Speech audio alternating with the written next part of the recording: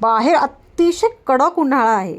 तुम्ही अगदी 10 10:30ला पण गेला ना, एकदम तापलेलं आणि एकदम डेंजर ऊन असतं. आणि अशा या उन्हाळ्यामध्ये छानपैकी काहीतरी थंडगार खाण्याचं मन माणसाला करतं. हो की नाही? लहानांपासून मोठ्यांपर्यंत सगळ्यांना खावंसं वाटतं. मग ते ज्युसेस असो, सरबत असो, आईस्क्रीम असो, कुल्फी असो की काही, जे पण थंड पेय आहे ते सगळे. तर असंच आपण काहीतरी आज छानपैकी झटकीपट घरात आपल्याकडे असलेल्या अवेलेबल ज्या पण काही सामान आहे त्या सामग्रीमध्ये मस्त बनवणार आहोत. तुम्हा आम्हा आणि छोट्यांचं लहानांपासून मोठ्यांचं सगळ्यांचं फेवरेट काहीतरी नक्की बनवणार आहोत, टेस्टी आणि यम्मी. नक्कीच नक्कीच व्हिडिओ शेवटपर्यंत बघा आणि आवडल्यास लाईक, शेअर, सबस्क्राईब करायला विसरू नका. त्यासाठी छानपैकी 3 ते 4 ब्रेड्स घेतलेत मी. ब्रेडच्या चारही साईडने त्या स्लायसेसच्या जे कडक असतात त्याचे काठ ते कट करून घ्यायचे आहेत छानपैकी. हे बघा मी जे एकावर एक ठेवून कट करते. तुम्ही सिंगल केले तरी चालेल किंवा डबल एकावर एक घेऊन केलं तरी चालेल. असे छानपैकी स्लायसेस करून घ्यायचे आहेत. हे बघा. आणि त्यानंतर पण पुन्हा अजून त्याचे बारीक आपल्याला तुकडे करून घ्यायचे आहेत कट ब्रेडचे. काहीतरी खूप छान सगळ्यांचं आणि यम्मी आणि टेस्टी आणि मस्त एकदम बनणार आहे थंडगार, जे की आपण उन्हाळ्यामध्ये आवडीने खातो आणि झटकीपट. म्हणजे घरामध्ये तुम्ही तुमचं बनवू शकतात. मुलं पण एकदम खुश होतील आणि टेस्ट खरंच सांगते, एकदा नक्की ट्राय करा. आणि जास्त काहीही सामान त्यासाठी लागत नाही. जे पण आपल्याकडे घरात अवेलेबल असतं त्या गोष्टींमध्येच ते होत असतं.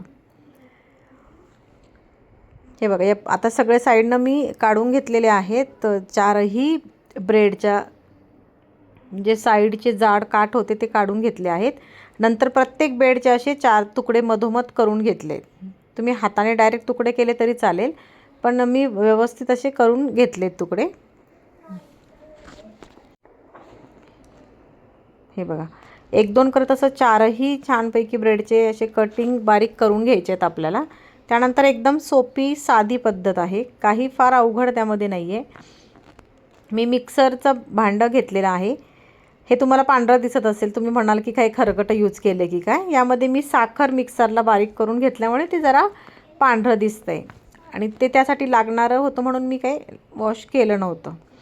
हे बघा, आपण ब्रेडच्या स्लायसेस बारीक कट केल्या ते त्यामध्ये मिक्सरमध्ये घातल्या आहेत. नंतर ही वाटीमध्ये मी 2 ते 3 चमचे घरामध्ये साय होती दुधाला आलेली ताजी, ती साय त्यामध्ये ॲड केली आहे आणि थोडंसं त्यामध्ये वरनं एक्स्ट्रा दूध ॲड केलं आहे. त्यानंतर हे घेतले आहे काजू छानपैकी त्याच्या स्लायसेस केल्या थोड्याशा बारीक बारीक आणि काजू पण त्यामध्ये ॲड केले आहेत.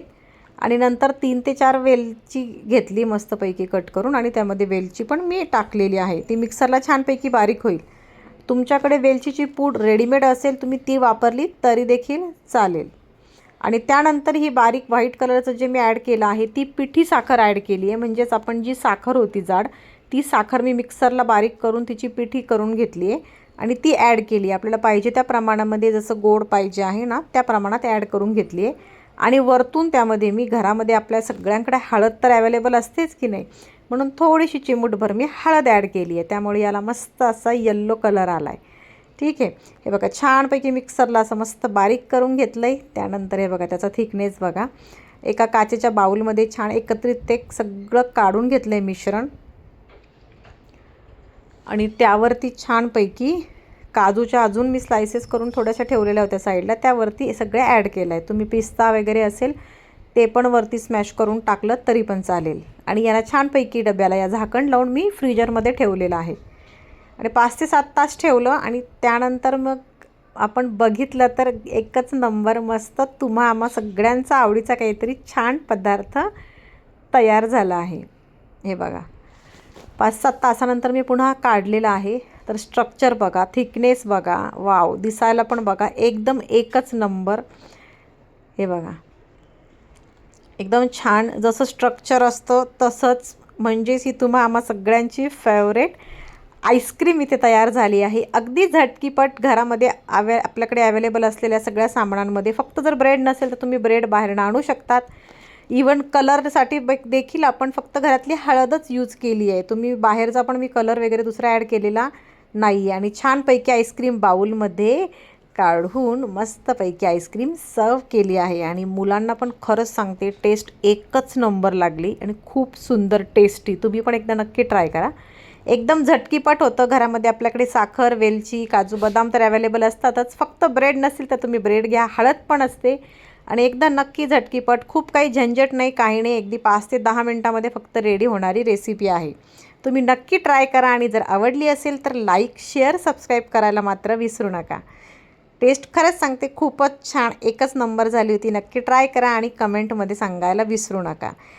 करा बघू, एकदा टेस्ट करा आणि कसे झाले ते नक्कीच सांगा. वाव! आहाहा!